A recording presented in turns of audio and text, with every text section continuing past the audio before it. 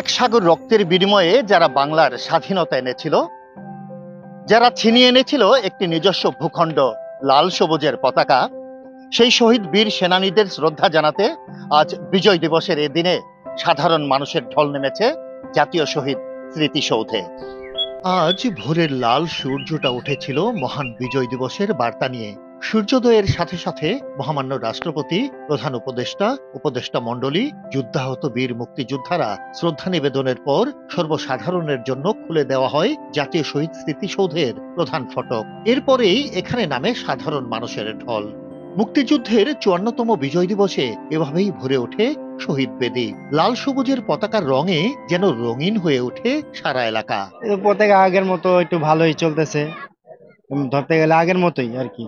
আবার লোক আসলে আবার একটু আবার বেচাকেনা হবে, বিকালে আরো লোক আসবে, তখন আরো বিক্রি ভালো হবে। পতাকা বিক্রি ভালো হচ্ছে, খুব সুন্দর চলতেছে। এই যে আজকে একটা বিজয়ের দিন, সবাই আনন্দ উল্লাসে আছে। ৭১ মুক্তিযুদ্ধের মাধ্যমে বীর মুক্তিযোদ্ধারা তাদের প্রাণের বিনিময়ে আমাদেরকে স্বাধীনতা দিয়েছেন।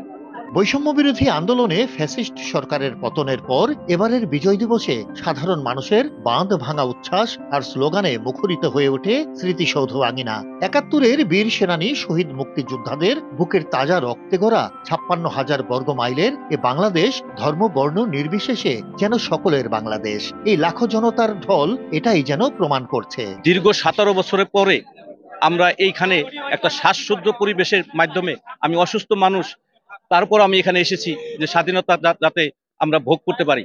যারা বুকের তাজা রক্ত দিয়ে এই দেশ স্বাধীন করেছে, তাদের শহীদ স্মরণে আমরা আজকে এই ১৬ ডিসেম্বর উপলক্ষে ফুল দিতে আসছি। আমরা চাই যে আমাদের যা থাকুক আমরা যেন এটা মূল্যায়ন নিয়ে চলতে পারি।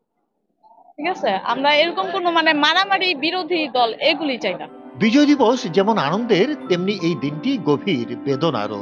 দেশ জাতিকে পরাধীনতার নিগড় মুক্ত করতে অকাতরে জীবন উৎসর্গ করেছিলেন বাংলা মায়ের বীর সন্তানেরা। তাই তো কৃতজ্ঞ জাতি আজ এই বিজয়ের আনন্দের দিনে গভীর শোক ও শ্রদ্ধায় স্মরণ করছে আত্মদানকারী সেই শহীদদের।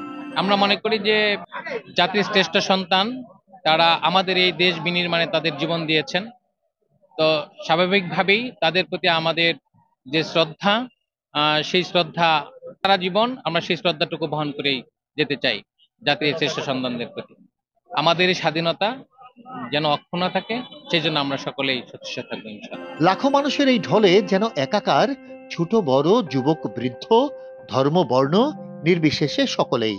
এমনি ভ্রাতৃত্ব বোধ নিয়ে আগামী দিনে সকলে মিলে দেশকে এগিয়ে নিয়ে যাওয়ার প্রত্যয় ব্যক্ত করেছেন অনেকেই। জাতীয় শহীদ স্মৃতিসৌধে সাধারণ মানুষ যেন সেজেছে লাল সবুজ পতাকার রঙে। সকলের একটি প্রত্যাশা, আগামীতে হবে বৈষম্যহীন একটি বাংলাদেশ, আগামীতে হবে সবার জন্য বাংলাদেশ। জাতীয় শহীদ স্মৃতিসৌধ থেকে তোফা সানি, গ্লোবাল টেলিভিশন।